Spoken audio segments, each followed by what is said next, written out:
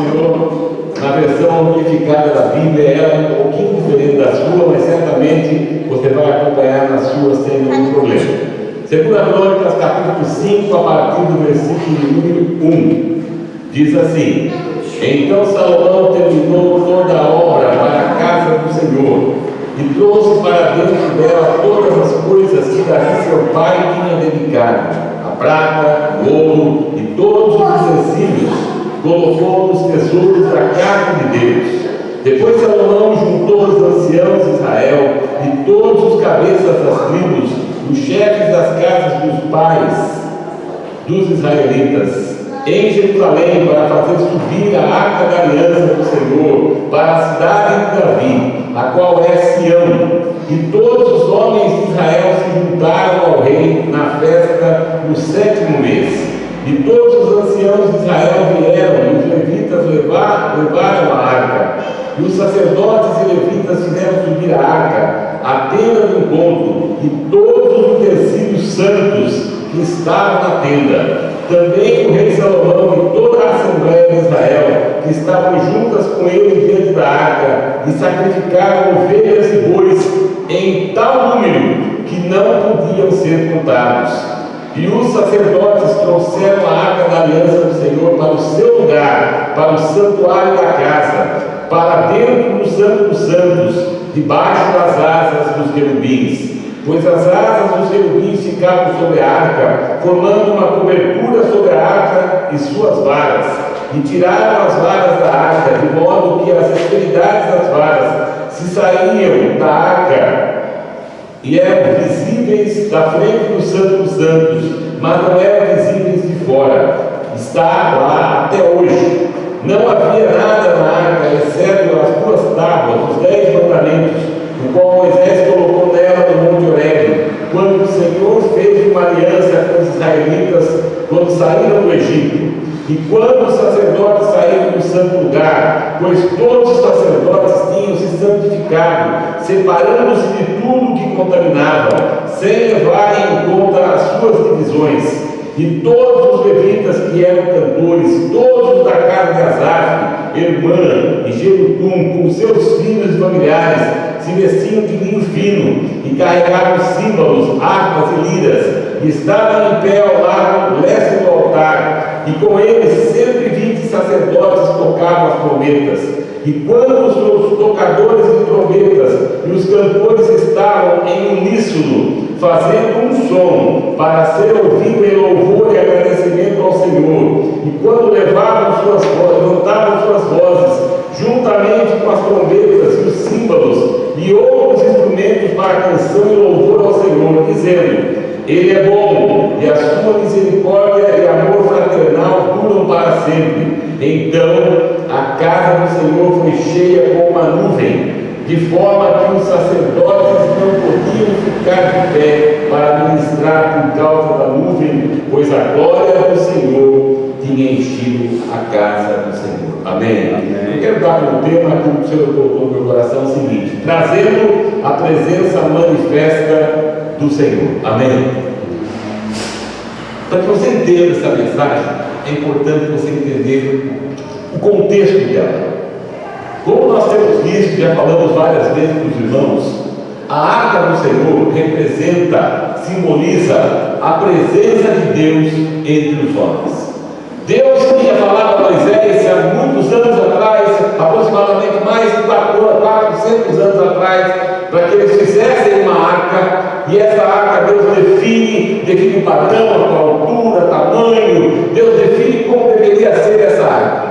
E o tempo passa e essa arca é mantida no templo, primeiramente na tenda do encontro, a tenda da congregação. Depois o tempo passa, Davi, como nós vimos na semana passada, ele traz a arca para Jerusalém, mas ainda a tenda está, e Davi tem o desejo do seu coração de edificar um templo ao Senhor, para que ele pudesse então pegar a arca e colocar essa arca no lugar devido que ela devia ficar. Todavia, nós sabemos também que Davi não podia fazer isso. Por quê? Porque as suas mãos eram mãos de sangue. E Deus disse a Davi: você não vai construir, mas seu filho Salomão vai sim edificar o templo.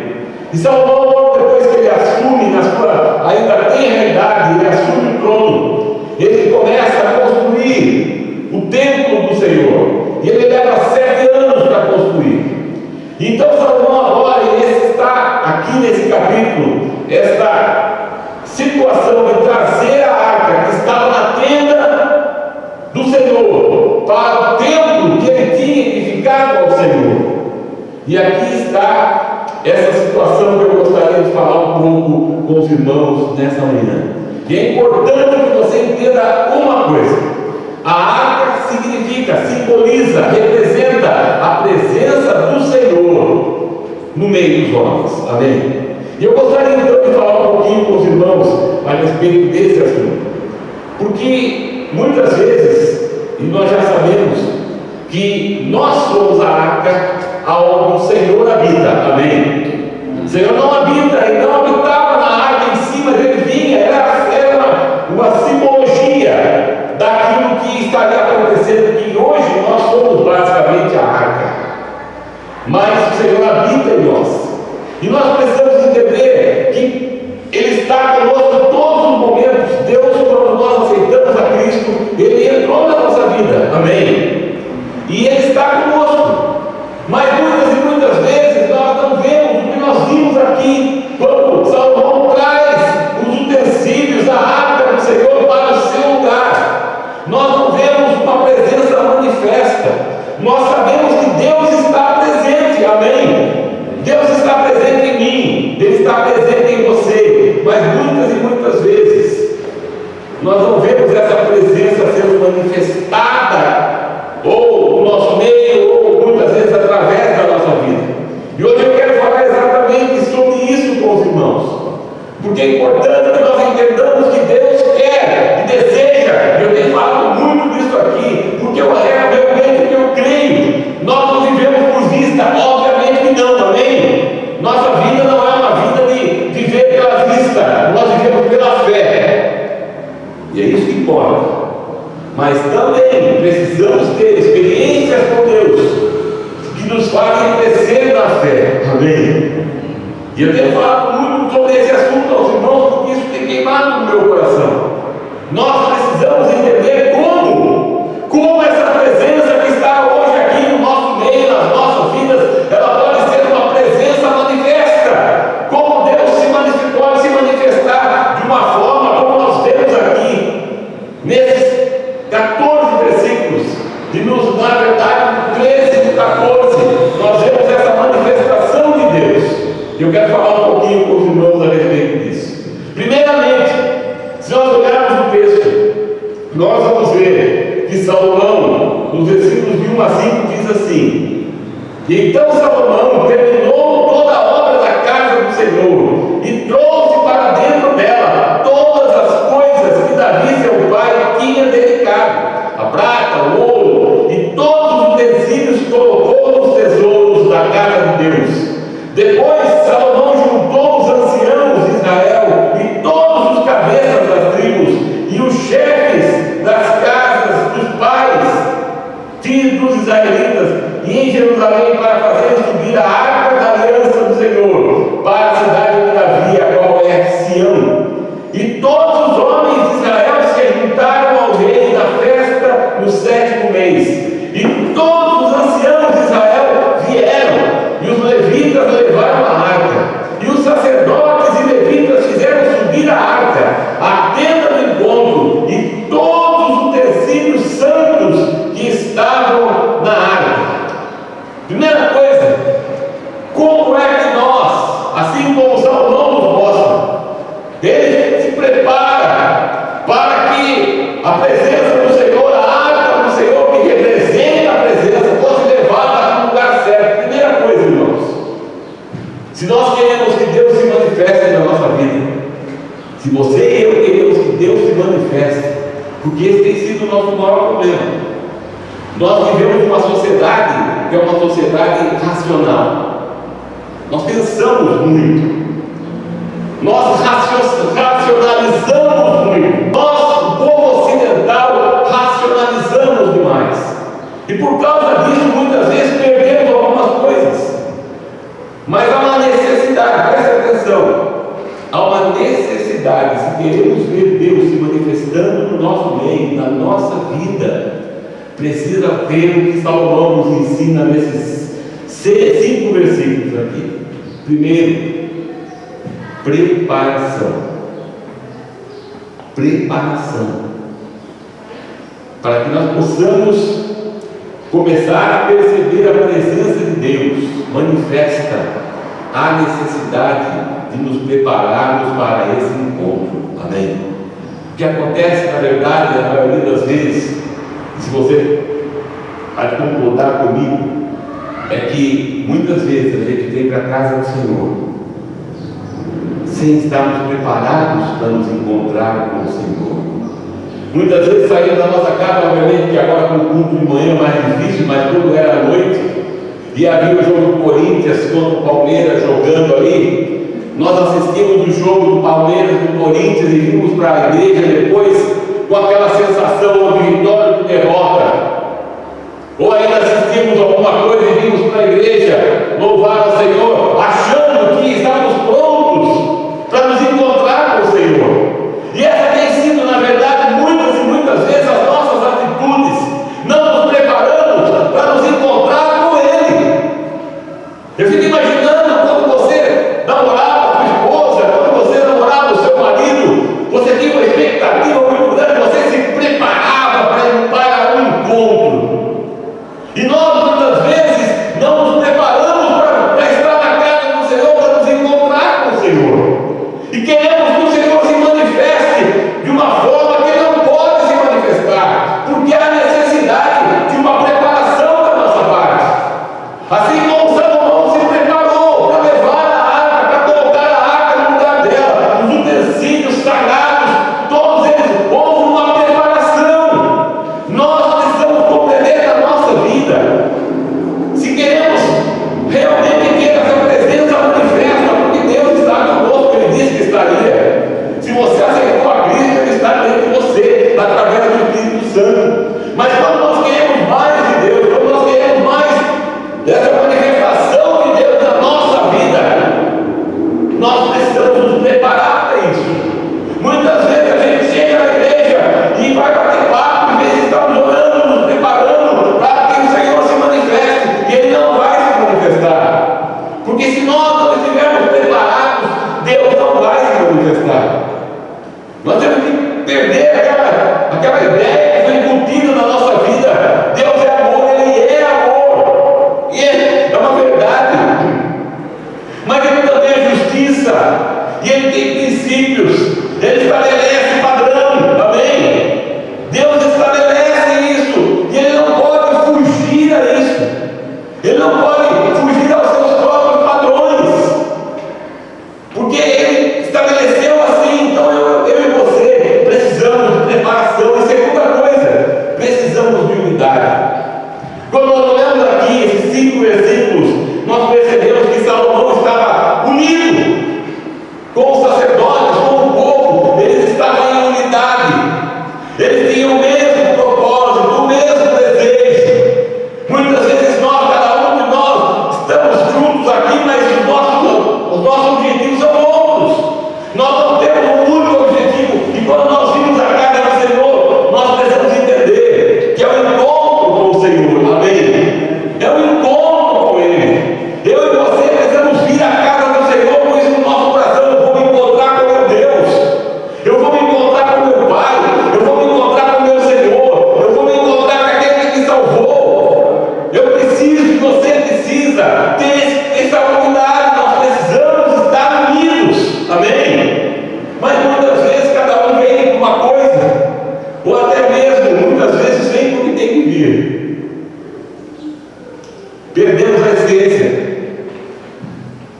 Deus não vai se manifestar. Porque se eu perguntasse a você gostaria de se encontrar com alguém que não está interessado em você? Você gostaria de se encontrar com alguém que não tem interesse em você? Que não se prepara para te ver? Que não se arruma para te ver? Que não tem propósito de ver? Nós não fazemos isso. Nós não queremos, nós não aceitamos isso. E achamos que Deus tem que aceitar. Mas Ele não tem que aceitar, meus irmãos. Porque ele estabelece, como eu disse há pouco, ele estabelece padrão. Então a primeira coisa que eu enxergo aqui, e que eu gostaria que você visse também, é que nós estamos levando, Salomão estava levando a presença de Deus. Mas para que isso fosse levado, ele estabelece primeiramente preparação e unidade. Segunda coisa, a nossa postura diante da arca. Nossa postura diante da presença. Versículos 6 a 11 diz assim: também o rei Salomão e toda a assembleia de Israel, que estavam juntas com ele diante da arca, e sacrificavam ovelhas e bois em tal número que não podiam ser contadas. Versículo 7: e os sacerdotes trouxeram a arca da aliança do Senhor para o seu lugar, para o santuário da casa, para dentro do Santo dos Santos, debaixo das asas dos querubins, pois as asas dos querubins ficavam sobre a arca, formando uma cobertura sobre a arca e suas varas, e tiraram as varas da arca, de modo que as extremidades das varas que saíam da arca eram visíveis na frente do Santo dos Santos, mas não eram visíveis de fora, e lá estão até hoje. Não havia nada na arca exceto as duas tábuas, os 10 mandamentos, do qual Moisés colocou nela no Monte Horebe, quando o Senhor fez uma aliança com os israelitas, quando saíram do Egito, e quando os sacerdotes saíram do santo lugar, pois todos os sacerdotes tinham se santificado, separando-se de tudo que contaminava, sem levar em conta as suas divisões. A segunda coisa é a nossa postura diante disso. E veja que nós estamos pegando algo material, natural, atitudes que Salomão teve, mas que são convertidas a nós num contexto espiritual, porque nós não temos mais aquela coisa física que não podemos ter, amém? Não podemos mais idolatrar coisas físicas na nossa vida. Assim como muitas vezes vemos pessoas idolatrando, fazendo uma arca parecida com aquela, obviamente que não tem o custo que ela tinha, porque ela era feita de madeira e revestida de ouro, e o custo disso seria absolutamente gigante. Eu acredito que ninguém conseguiria hoje pagar a confecção de uma arca como aquela, e nem deveria ser feita, porque o padrão foi de Deus. Então nós começamos a inventar arcas de madeira para lá e para cá, e o problema não é você ter a arca, o problema é idolatrar a arca, que é o que nós muitas vezes temos visto. Mas qual é a nossa postura diante da presença? Qual é a nossa postura diante da presença do Senhor? Primeiro, versículo 6 fala que eles sacrificaram, e obviamente eu e você não sacrificamos mais no sentido literal da palavra. Nós não mais sacrificamos bois, não mais sacrificamos ovelhas, não mais sacrificamos pombas, mas nós sacrificamos muitas outras coisas. Nós devemos sacrificar coisas que nos custam. Sacrificar aqui significa abrir mão de. Precisamos abrir mão de muitas coisas que muitas vezes estão impedindo a presença de Deus. Temos que ter a postura correta diante da presença do Senhor. E a Bíblia fala que Ele busca pessoas que ofereçam a Ele um sacrifício de louvor. Perceba, quando eu estou aqui dizendo de sacrificar, eu estou dizendo que nós temos que abrir mão de muita coisa. Vida cristã, irmãos, ela precisa ser a vida, e ela é a vida, uma vida de abnegação, uma vida de se negar. Jesus fala exatamente isso. Ele diz: se você quer ser meu discípulo, tome a sua cruz e siga-me. Paulo diz que ele morria diariamente, que ele morria todos os dias, ele crucificava a sua carne, ele abnegava, ele se negava, ele negava as coisas que muitas vezes eram gostosas para a sua carne, mas que não agradavam ao Senhor. E nós também, diante da presença do Senhor, muitas e muitas vezes vamos ter que abrir mão de muita coisa, para que vejamos essa presença manifesta. Muitas vezes vamos ter que abrir mão de coisas que são importantes para nós, mas que precisam ser abnegadas, precisam ser, de certa maneira, precisam ser tiradas da nossa vida, para que a presença manifesta de Deus se manifeste na nossa vida. Também a nossa postura, versículo 7, ele diz assim: os sacerdotes trouxeram a arca da aliança do Senhor para o seu lugar, para o santuário da casa, para dentro do Santo dos Santos, debaixo das asas dos querubins. Segunda postura, colocar o Senhor no lugar principal das nossas vidas. Preste muita atenção. Quando eu aceitei a Cristo, quando você aceitou a Cristo, nós dissemos assim: ser o Senhor da nossa vida, ser o Rei da nossa vida. E o Rei se assenta no trono. E a nossa vida, ela tem um trono, o centro da nossa vida. Ela tem um trono, espiritualmente falando, aonde muitas vezes nós temos tirado Jesus do centro e colocado a nós mesmos ali no trono, sentados no trono. Nós estamos deixando muitas vezes Jesus de lado e nós assumimos o centro da nossa vida, enquanto que a postura correta é deixar que o Senhor ocupe o lugar principal da nossa vida. O Senhor tem que ser a pessoa principal em nossas vidas, amém? Ele precisa ser, ele precisa estar no centro da nossa vida, tudo tem que girar em torno dele em nós, amém? Mas nós muitas vezes tiramos o Senhor no centro e colocamos a nossa vida no centro, os nossos desejos no centro, as nossas realizações no centro. Eu não estou dizendo aqui que não temos que realizar coisas, temos que realizar. Eu não estou dizendo aqui que eu não posso sair de uma festa, que eu não posso participar, eu não estou dizendo nada disso. Eu estou dizendo que se o Senhor não for o centro da nossa vida, a presença manifesta dele não se dará em nós. Precisamos começar a entender, e Jesus ele fala sobre isso muito claramente: buscar em primeiro lugar o reino de Deus e a sua justiça, e todas as demais coisas nos seriam apresentadas, amém? Essa é a segunda postura que eu e você precisamos ter. A outra postura está no versículo 8, que diz assim, versículo 8: pois as asas dos querubins ficavam sobre a arca, formando uma cobertura sobre a arca e as suas varas. Nossa postura agora é sermos lavados pelo sangue de Jesus. Quando eu e você aceitamos a Cristo, a Bíblia diz que Ele nos lavou com seu sangue, amém?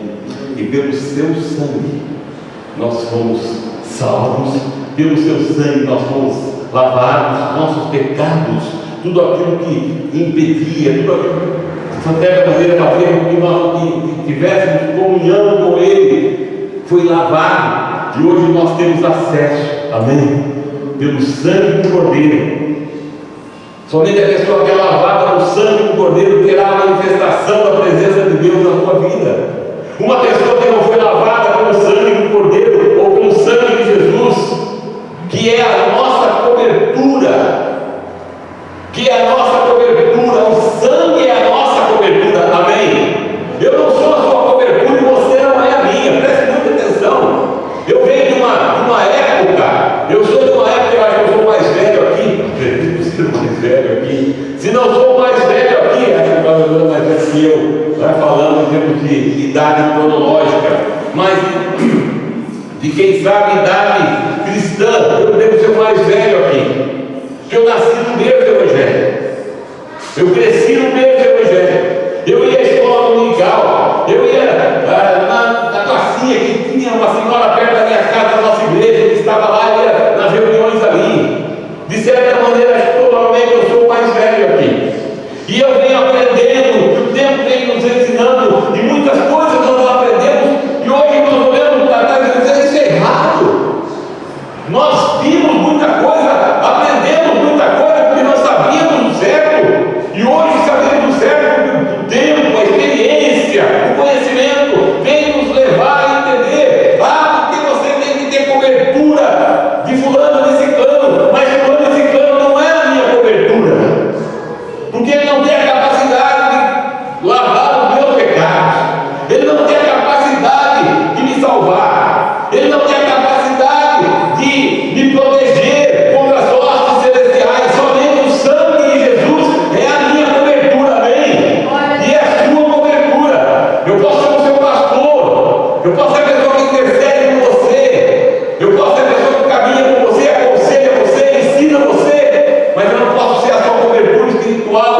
porque só Jesus é a nossa cobertura espiritual. Amém?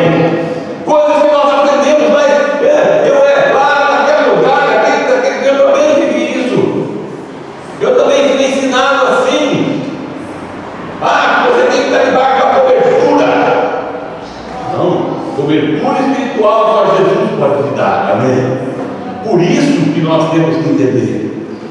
Por isso que nós temos que entender a palavra do Senhor. A minha postura é ser lavado pelo sangue de Jesus. O sangue de Jesus é a minha cobertura. Amém? Quando nós andamos na rua, Satanás se tenta contra nós de toda sorte, mas nós temos o sangue de Jesus que é a nossa cobertura. Ele não pode, ele não vai conseguir nos tocar, a menos que eu saia debaixo dessa cobertura. Eu vou comparar aqui ao guarda-chuva. Quando você coloca o guarda-chuva, a chuva cai e você não se molha. Por que você não se molha? Porque você está debaixo do guarda-chuva. Mas quando você deixa o guarda-chuva do lado de cá, você sai debaixo dele, você está sujeito. Você está sujeito à chuva. Assim também a vida espiritual. Quando nós saímos debaixo da cobertura do sangue do Cordeiro, nós estamos sob ataque. Nós seremos atingidos porque saímos debaixo da cobertura. Então temos que ficar debaixo da cobertura do sangue do Cordeiro. Amém? A outra postura que eu tenho, que você precisa ter, está no versículo 10, diz assim: não havia nada na arca, exceto as 2 tábuas, os 10 mandamentos, como Moisés colocou nela no Monte Horebe, quando o Senhor fez uma aliança com os israelitas, quando saíram da arca. A outra postura que eu e você temos que ter é termos um alicerce de nossas vidas, ou termos como alicerce de nossas vidas a palavra do Senhor.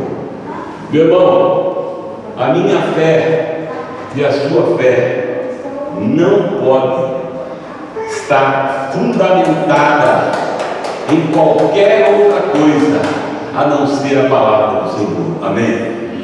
Temos visto pessoas, temos visto situações de que pessoas colocam a sua fé em pessoas, em movimentos, colocam a sua fé em certas situações que acontecem. Todavia, a nossa fé precisa estar alicerçada na palavra do Senhor. Amém? Pastor, mas e as outras experiências, meu irmão? Deixa eu dizer uma coisa para você importante. Parece um contrassenso, mas não é. Eu sou aqui aquele que tem incentivado você, e eu também estou buscando novas experiências com Deus. Amém? Mas toda experiência com Deus tem que ter base na palavra de Deus. Amém? Porque se ela não tiver base na palavra, ela não é de Deus. Compreenda isso. Deus não dá nenhuma experiência a nós, a menos que a experiência esteja baseada na sua palavra. Então é a palavra que eu preciso seguir. Porque muitas pessoas aí estão tendo experiências com Deus, mas não tem base na palavra. Então eu tenho que afirmar aqui para você que essas experiências não são de Deus. Mas eles falam de Deus, pastor, mas a experiência não vem de Deus. Por quê? Porque não tem base na palavra. Toda experiência que eu vou ter com o Senhor, se for do Senhor, terá base na sua palavra. Amém? Por isso que antes da experiência, ou para que eu possa realmente dizer que aquela experiência vem de Deus, eu preciso ter base na palavra de Deus. Senão ela não é. Por mais que as pessoas falem, por mais que eles digam, por mais que as pessoas estejam aí falando coisas, tem muito, irmãos, eu tenho que estar preocupado com isso. E temos visto tanta coisa nesse tempo, tantos lugares dizendo-se que estão tendo experiências com Deus, mas aquelas experiências não têm base bíblica. E se elas não têm base bíblica, elas não são de Deus. O espírito de engano tem entrado nas igrejas e tem feito com que essas pessoas caminhem no inferno, porque elas não estão tendo base bíblica para aquilo. Satanás tem entrado nas igrejas e feito coisas que nós muitas vezes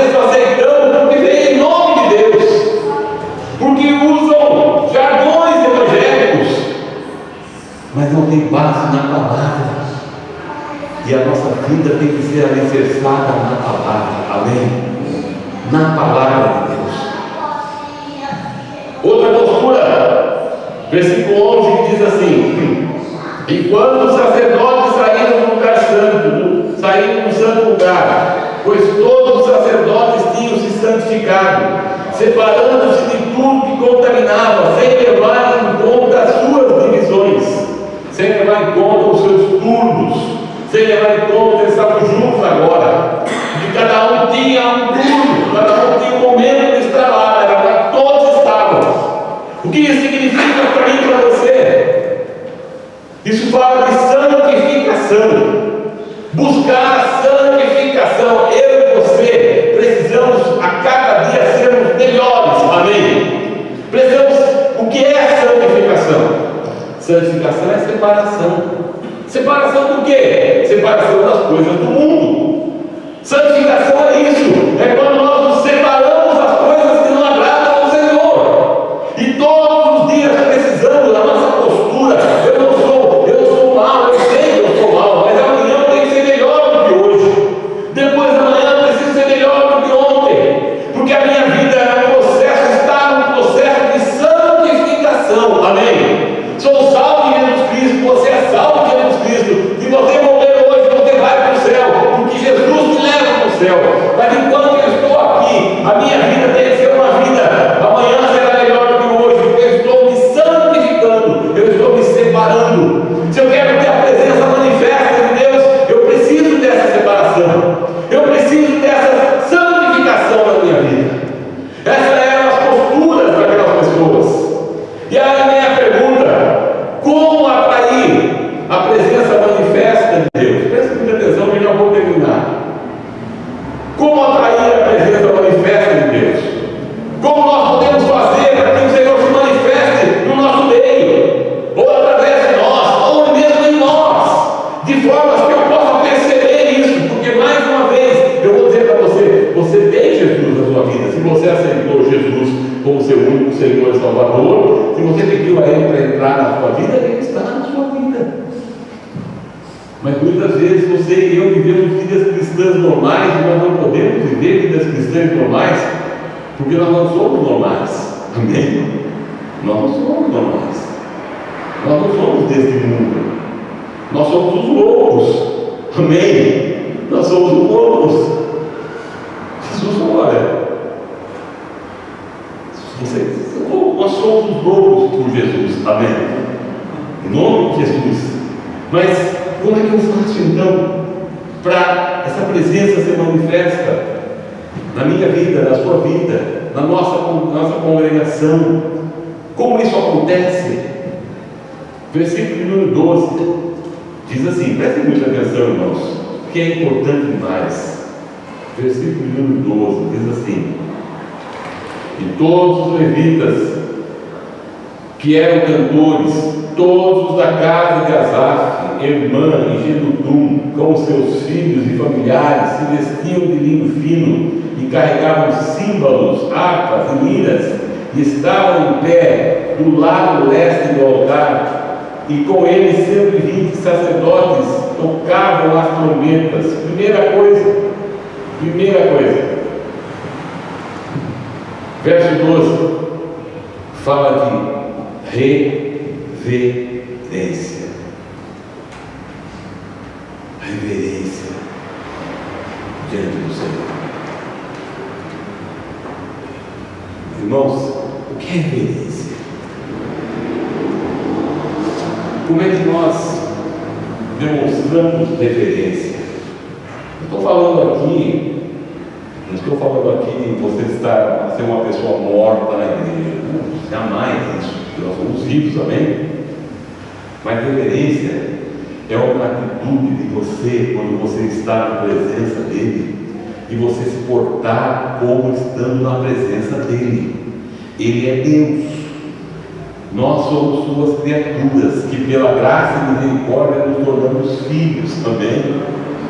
Todavia, reverência é a primeira coisa que fará com que a presença do Senhor se manifeste. Essa é a primeira coisa. Segunda coisa, versículo 13. Preste bem atenção nesse versículo que eu fiquei realmente muito pensativo nele. E quando os tocadores de trombetas e os cantores estavam em uníssono,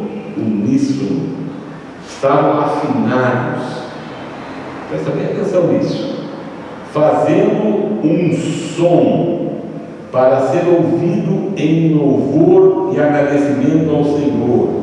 E quando levantaram suas vozes, juntamente com as trombetas e os símbolos e outros instrumentos para canção e louvor ao Senhor, dizendo: Ele é bom, e a sua misericórdia e amor fraternal duram para sempre. Então a casa do Senhor foi cheia com uma nuvem. Segunda coisa, devemos, prestar atenção nisso, que isso é algo tremendo.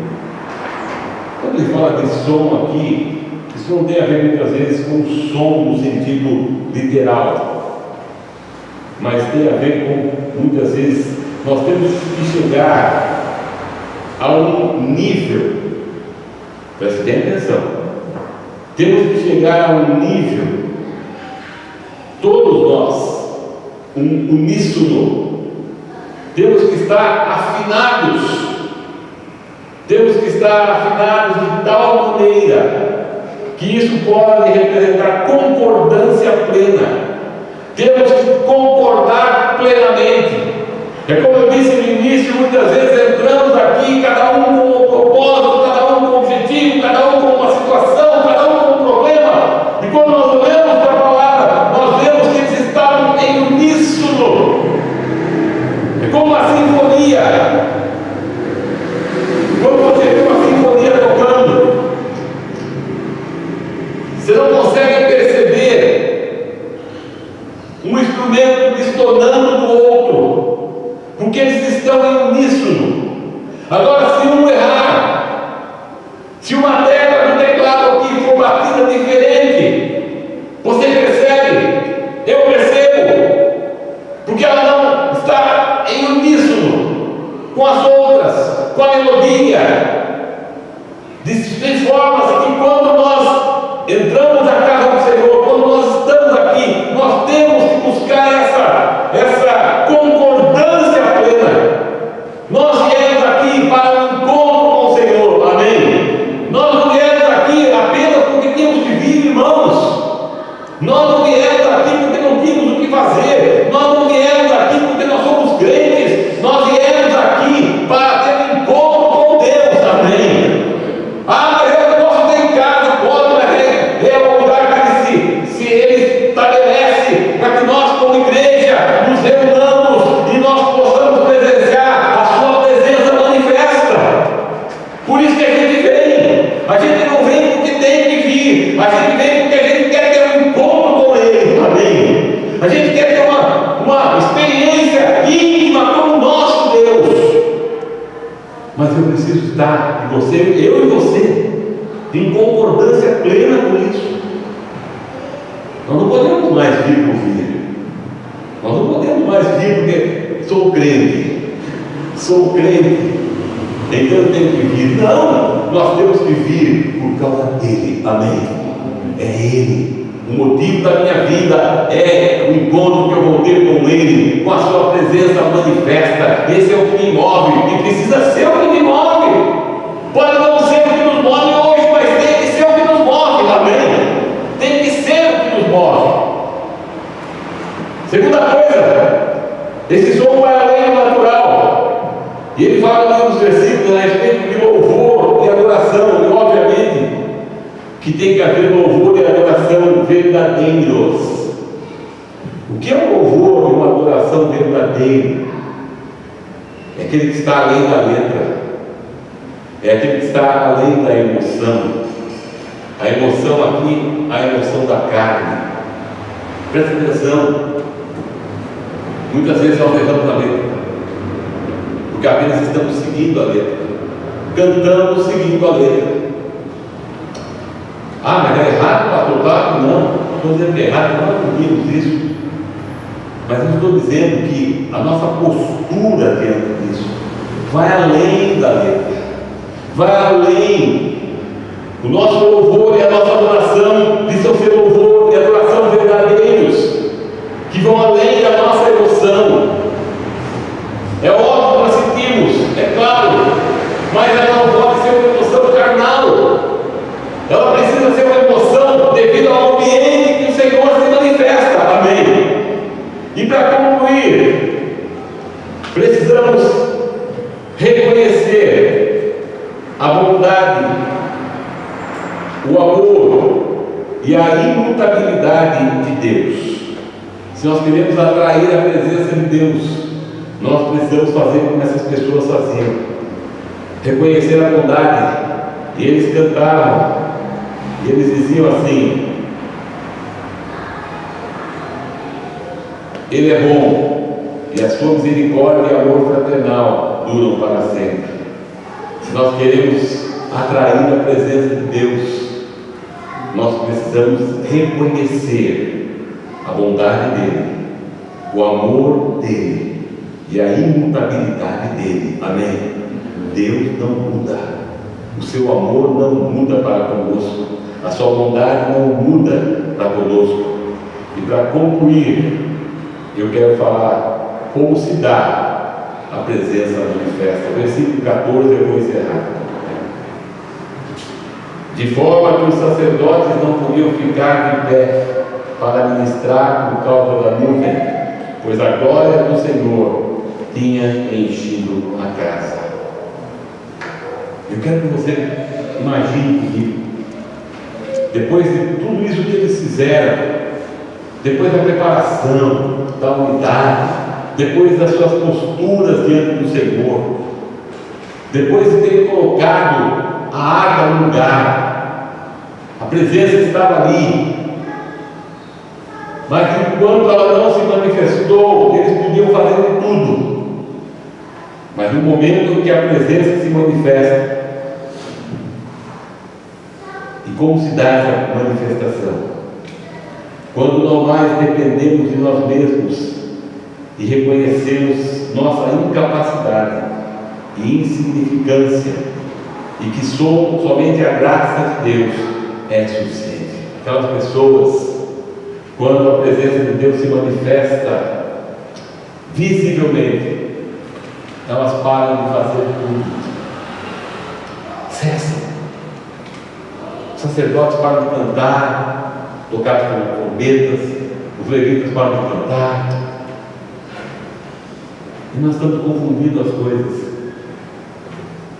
Temos visto aí pessoas dizendo que Deus está se manifestando, e eles continuam pulando, continuam gritando, continuam fazendo. E nós olhamos a Bíblia e vemos quando a presença de Deus se manifesta, aqueles homens cessaram, não conseguiam mais fazer o que tinham de fazer, porque a presença de Deus estava ali. Meus amados, quando nós olhamos certas coisas hoje e ouvimos que a presença de Deus está presente, mas não houve cessar, não há cessar, eu fico duvidando hoje se foi a presença de Deus que estava ali.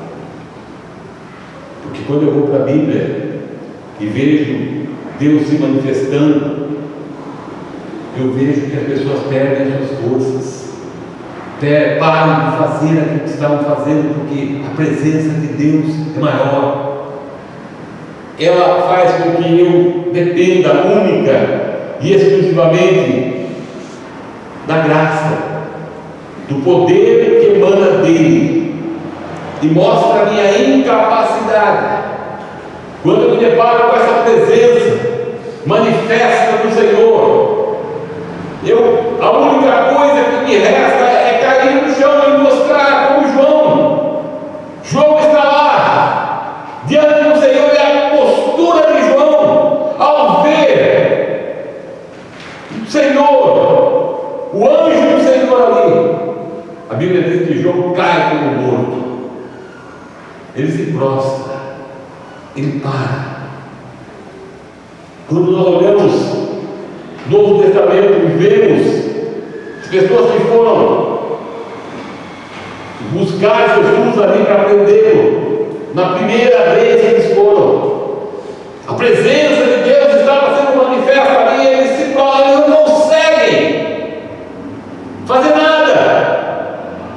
Então isso me leva a entender, me leva a compreender que muitas coisas que eu tenho visto, que eu fiz, não vem de Deus, e não vem de Deus, porque as bases para que eu saiba que vem de Deus estão na Bíblia, amém?